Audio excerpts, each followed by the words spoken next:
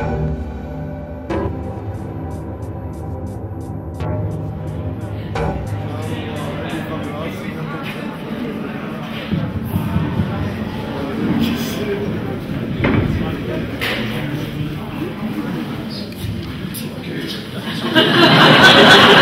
I know that Luke does not like to talk, and he does not like to sit here, and I have no idea what I'm supposed to do.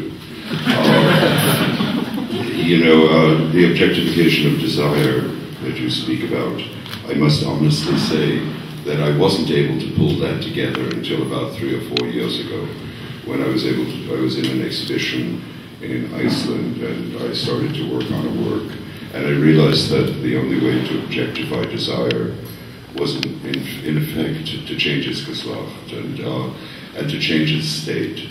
So it was just a very simple changing of, it comes from an American thing of the pursuit of happiness, which is probably the only thing that makes the United States still continue to exist. It's the only country that thought of that. And how do you objectify desire? You change the pursuit of happiness, which is just out there, to a pursuit of happiness. And just by the changing of a the to an a, you can objectify desire.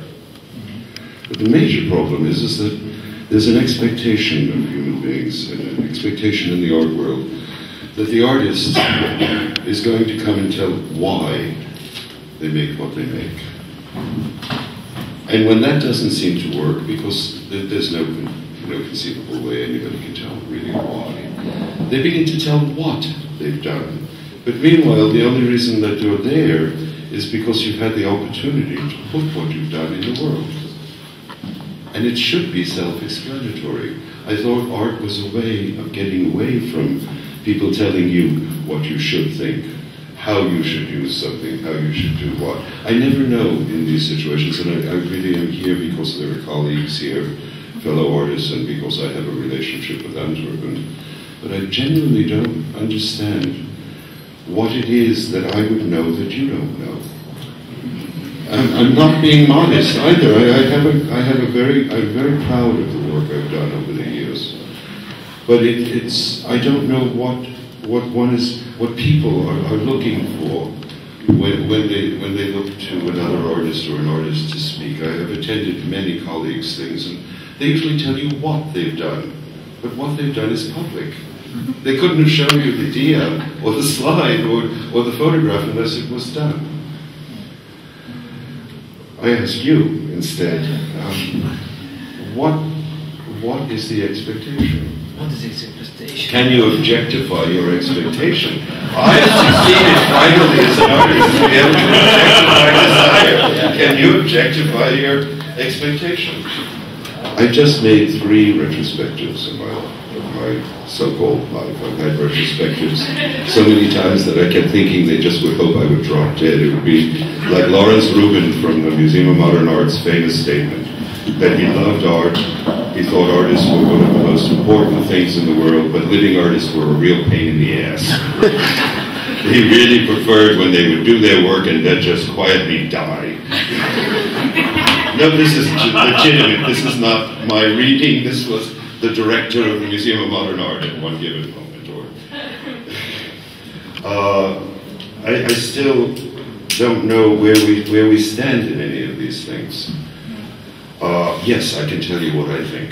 It's an opportunity for me to say as a human being what I think.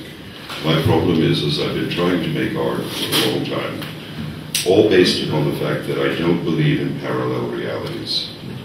A parallel reality is invariably a reflection of something else. And that means there's an immediate hierarchy. Something is real and something is parallel. You fall into another place. It's like Freudian philosophy.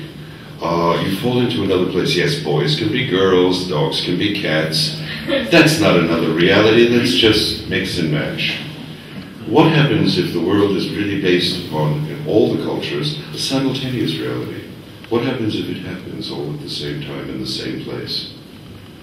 It's another question then. What happens then has to be an object that somebody can come to. And as I said, I've made these retrospectives. And the one big fight I had, obviously they were interested in me, obviously they were trying to get me to function in their shows, was that there would be no explanatory signage. When somebody walked in off the street, who either knew who I was or didn't know who I was, there was nothing that told them what it was they were seeing. The public itself is not stupid. They know what to do with the Mondrian. They can figure out whether it deals. Oh, you did that. Okay, so it's been done. You see, Luke just put something up that says the public is not stupid. They know what to do with the Mondrian. It's not for the cultural institution to tell them what to do with a work of art. And it was something from a drawing that I showed in the exhibitions. I'm not a great fan of the so-called public. Look at the world we live in. They haven't given us much. It's not that, and I'm not a democratic person. But there comes a point where you have the opportunity, or you've taken the opportunity as an artist, and very often artists have to take the opportunity to place something in the world. And the only reason for that is the objectification of what you call the sensuality, of the relationships of human beings to objects. And if somebody falls over it because they forgot to turn the lights on, that's their problem. If it doesn't allow them to believe what they used to believe, that's their problem. Art is about fucking up people's dreams. Everything they thought was the way the world is, you're not happy with, so you show them another way that the world could be. And if it works, they're stuck because they no longer can go back. You've changed their logic pattern. You've changed the way they see themselves in relation to the world. It's not a new thing. It certainly is not just for me. I mean, I really have found precedent in Caspar David Friedrich, where you can stand there and there the ice flows.